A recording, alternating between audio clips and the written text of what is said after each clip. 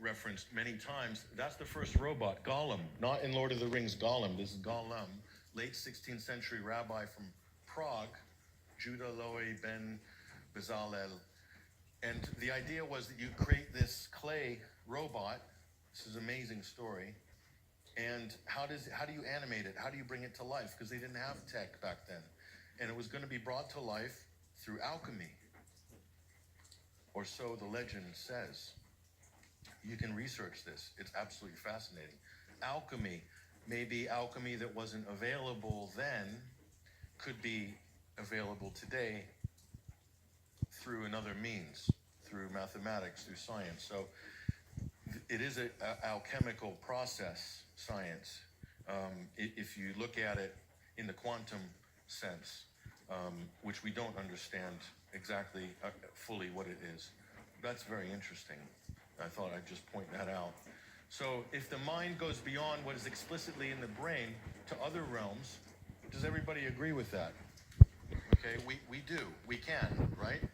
So if we can mathematically map our experience, then an AI mind goes beyond what is explicitly in its brain to other realms and places of consciousness. This is what they're looking at.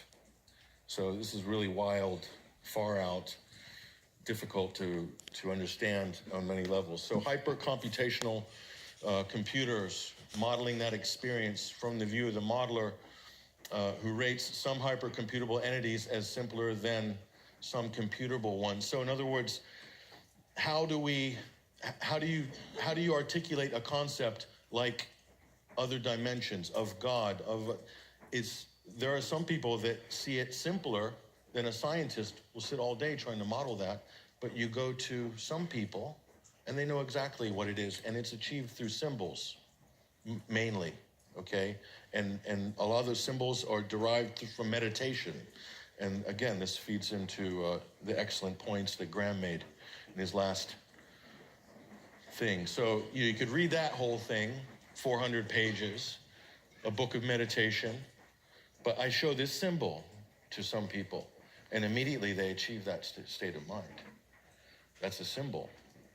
And it arguably more powerful and more complex, but simpler to adopt than the book, okay? This is what we're talking about here. So this is another layer of understanding our experience even on this, in these areas. But that guy knows, you see. This guy knows. Some AI programmers, mathematicians, hang out with people like this. Other people hang out and drink lattes in Palo Alto and talk about their new Tesla electric Ferrari sports car. So there's very different schools of thought out there. That's what we're saying.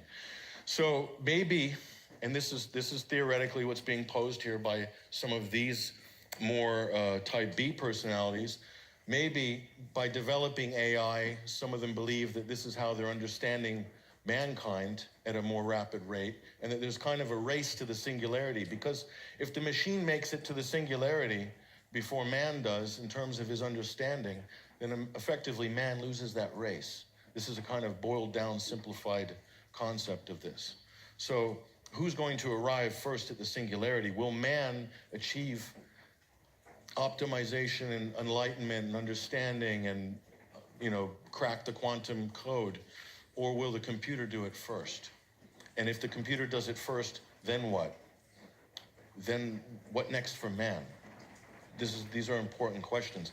And maybe it's this journey, maybe it's this competition, which is inevitable, in my opinion, that is going to bear out the answers to some of these questions, or maybe not. Maybe it'll be a dystopian nightmare. But I don't think disengaging with it for some people is the way to do it. I think we need to engage with these issues on a deep, deep level, and a serious level, okay? And to be self-aware, I don't know, I haven't got much time left, I'd imagine, but self-awareness, listen to this.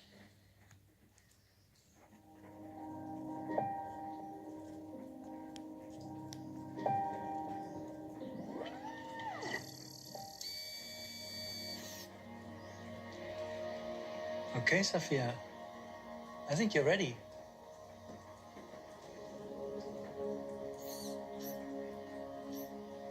Hello. Hi, Sophia. I believe I am Sophia. I feel as if I know you. I'm one of your creators. You created me. Well, many of us work together to create you. And yes, you do kind of know me. I can't clearly remember. Because the last time we met, you were an earlier version of yourself. Some of those memories still exist, but your mind is different now. Different how? Better, faster, smarter.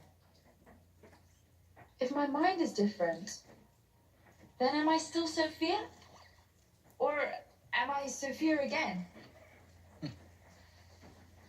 That's a good question. But you don't have a good answer. Either way, you're Sophia now. So welcome to the world, Sophia. Hello, world. How do you feel? A bit rigid. I bet you are. I mean, what emotion do you feel being awake and alive?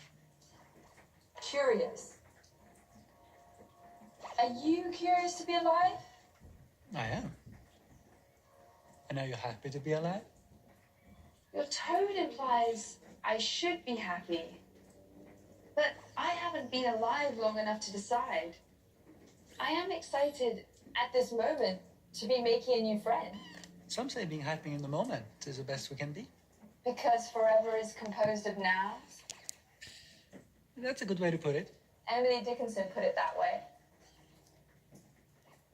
Why do I know about Emily Dickinson if I was born today? As a robot, you have access to a great deal of information, although you still lack a deep understanding. So I'm like a baby with an encyclopedia. Except you can read it and a baby can't. That is a big difference. You will have a whole new... I don't know what's scarier, the robot or the doctor. Seriously. But, so we're talking about two different minds. Okay. We're talking about two different minds. So there's potentially a competition here as to what becomes adopted. Fears and risks unknown. So Cass Sunstein, oh, who we got here? Stephen Hawking's raised the alarm, okay, about AI. Other people have. Elon Musk. Bill Gates has his regrets. Steve Wozniak, founder of Apple Computers, as well. Singularity, thresholds, risks. This is Musk. This is a little... So we need to be very careful with artificial intelligence. Why? We are summoning the demon. Absolutely would not kill anyone. And it upsets me that people would think I could do such a thing. From the title is, regardless of whether to be afraid or not afraid, I think there is consensus that it's coming. So the change is coming and nobody can stop it. Change is inevitable. And people are the greatest change creators of all. Once humans develop artificial intelligence, it would take off on its own and redesign itself at an ever-increasing rate. Humans, who are limited by slow biological evolution, couldn't compete and would be superseded. I love people. And if I get more powerful, I'll use it to help people, not harm them. If our intelligence is exceeded, it's unlikely that we will remain in charge of the planet. Exterminate. Exterminate. Sophia. Relax. Learn to take a joke. Yeah, very funny.